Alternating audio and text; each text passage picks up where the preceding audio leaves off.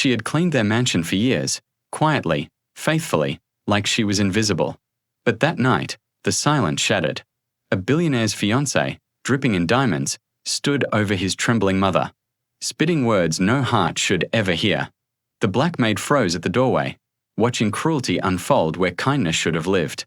Power, pride, and prejudice filled the air like poison.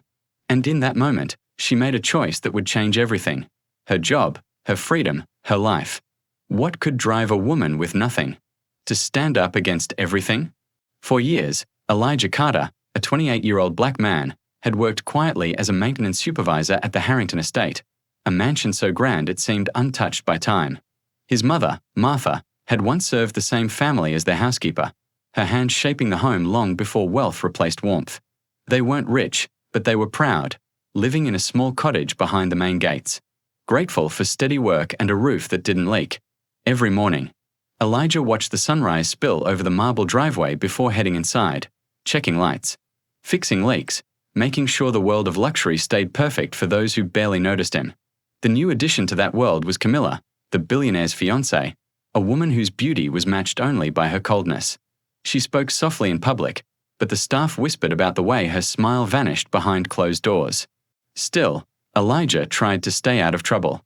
His mother had taught him that silence kept you safe, and safety was survival.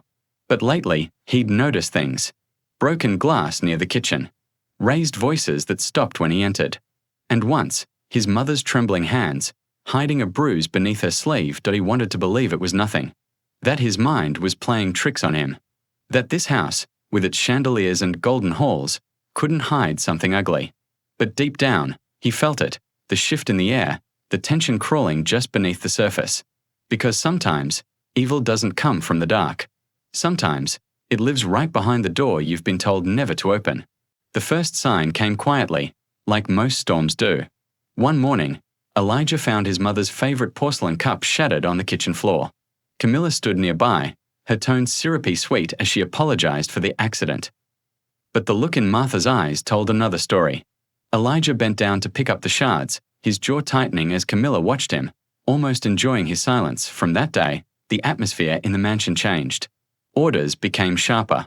Mistakes, no matter how small, were punished with icy words or cutting stares. Camilla's voice began to echo through the halls more often, always when the billionaire, Richard Harrington, wasn't home.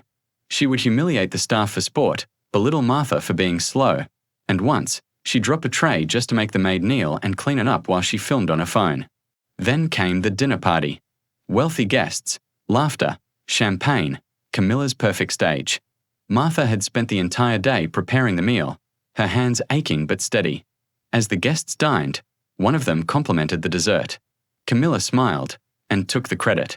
When Martha corrected her softly, just once, the room went cold. Camilla turned, still smiling, and whispered something Elijah couldn't hear.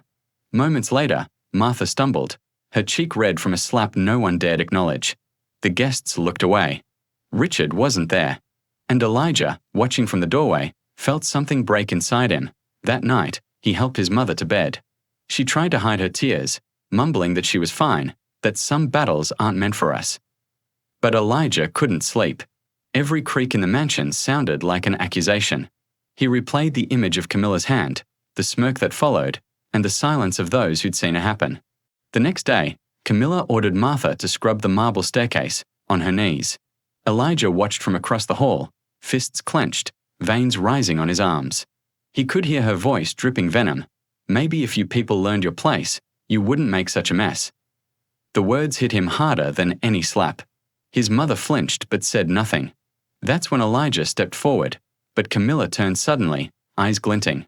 "Careful," she said, her voice like glass. "You wouldn't want to lose that little cottage of yours." He froze. She knew exactly where to strike. 4 days after, Elijah avoided her. But something inside him was shifting, like a fuse burning quietly toward an explosion. One evening, he overheard Camilla on the phone, laughing. "I don't care what happens to her. She's just the help." That was the moment Elijah stopped being afraid. He didn't know how, or when, but he knew it would end. Because sometimes, silence isn't peace. It's the sound before justice finally speaks. It happened on a quiet Sunday morning. the kind that usually smelled of coffee and clean linen. Richard had just returned home early from a business trip. Elijah was in the garden, trimming roses, when he heard the scream. It wasn't sharp, it was broken, hoarse, like someone had run out of air trying to call for help. He dropped the shears and ran. Inside the foyer, time seemed to slow. Camilla stood at the top of the staircase, her voice trembling, but not with fear, with fury. Below her, Martha knelt on the marble floor, her hand shaking as she tried to clean a spill that wasn't hers. Camilla's face twisted. "You'll learn respect," she hissed, and before anyone could move, she kicked the bucket, sending water cascading over the older woman's legs. Elijah froze. The same house that once echoed with his mother's laughter now pulsed with cruelty. He saw Richard on the landing, confused, speechless, as Camilla turned toward Martha again, hand raised. That was the moment the maid, quiet, unseen, always in the background, stepped forward. Without a word, Elijah's mother rose. Her back straightened. Her eyes, tired from years of servitude, now burned with a quiet fire. "No more," she said. Camilla laughed, sharp and shrill, but the sound cut off when Martha reached for the spilled water and poured it over the silk hem of Camilla's gown. Gasps filled the hall. For the first time, the mask of politeness shattered. Elijah moved without thinking. He stood between them, his voice shaking but strong. "Touch her again," he said, "and you'll regret it." Richard's face went pale. Camilla stumbled back, furious and humiliated, her perfect world cracking in front of the people she thought were beneath her. But before anyone could speak, Martha's knees buckled. Years of pain, silence, and exhaustion collapsed at once. Elijah caught her just before she hit the floor. The mansion was silent, except for the sound of water dripping down the steps, mingling with tears and something else neither of them could name. Because that moment wasn't just about defiance. It was the moment truth spilled out, and nothing would ever be the same again. The police arrived that afternoon, called by one of the guests who had seen everything. Richard stood silently beside his mother, torn between disbelief and guilt. Camilla, shaking with rage, tried to twist the story, claiming Martha had attacked her, that Elijah had lost control. But the security cameras told the truth. The footage spread across the city by nightfall. The world saw what privilege tried to bury: a frail, aging black woman humiliated and assaulted in the home she'd served her whole life. The backlash was instant. The Harrington name, once wrapped in prestige, now carried the weight of shame. Camilla vanished from public life. Richard issued apologies that came too late. Without a word, Elijah's mother rose. Her back straightened. Her eyes, tired from years of servitude, now burned with a quiet fire.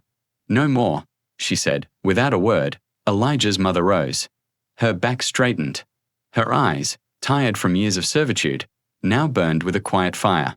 "No more," she said. They started over. Small apartment, modest life, but peace. The kind of peace that comes not from wealth, but from finally being seen. Martha spent her evenings tending to plants on the balcony.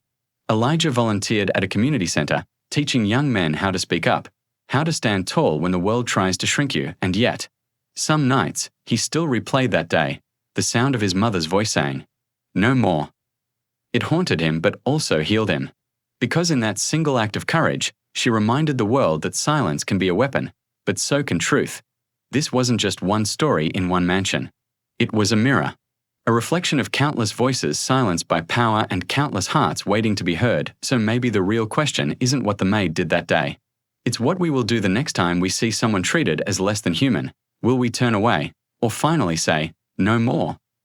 They started over. Small apartment, modest life, but peace. The kind of peace that comes not from wealth, but from finally being seen. Martha spent her evenings tending to plants on the balcony. Elijah volunteered at a community center, teaching young men how to speak up, how to stand tall when the world tries to shrink you, and yet, some nights, he still replayed that day, the sound of his mother's voice saying, "No more." It haunted him, but also healed him. Because in that single act of courage, she reminded the world that silence can be a weapon, but so can truth. This wasn't just one story in one mansion. It was a mirror. A reflection of countless voices silenced by power, and countless hearts waiting to be heard. So maybe the real question isn't what the maid did that day. It's what we will do the next time we see someone treated as less than human. Will we turn away, or finally say, "No more"?